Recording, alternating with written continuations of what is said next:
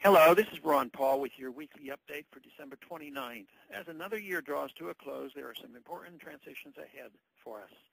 Not just transitions to a new administration, but also economically, politically, and culturally. Many hope that the changes would signify overwhelming positive steps for our country and that we would enter a new era as promised during the campaign.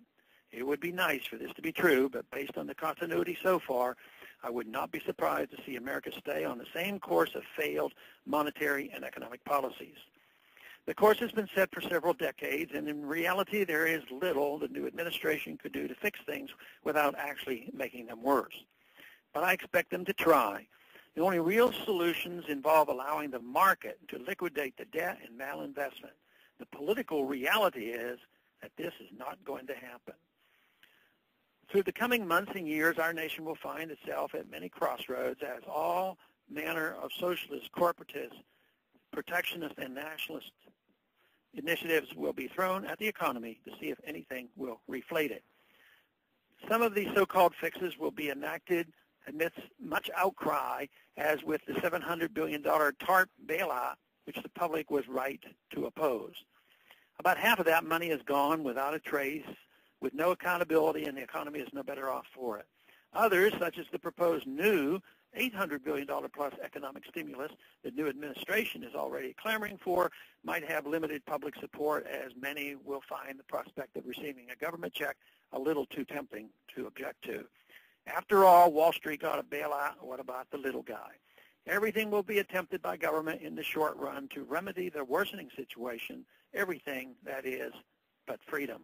Therefore, everything attempted will fail. Unfortunately, government will continue to consolidate and abuse power at an accelerated pace. Government will get bigger in the short term, and as monetary policy goes from irresponsible to absurd, I have every expectation that we will soon shift from some prices falling to an inflationary nightmare. But there is hope. As all these attempts fail, more people will demand freedom and see that it is the only way. Government can only get so big before the country goes broke. It is regrettable that we keep forgetting what history has shown over and over to be true, because truly it is a hard and destructive lesson to keep learning. Perhaps it is just something that every generation has to learn for itself. The political and cultural changes that come from these economic transitions will be key to the direction and quality of life for future generations. But I am hopeful because of the strength of the American people and the increased number of voices recognizing that liberty really is the only way to peace and prosperity. Thanks for calling this update. A new update is placed on this number, 888-322-1414, every Monday morning, the written text of which can be found on my website, www.house.gov/Paul, under the heading Texas Straight Talk. Thanks for calling.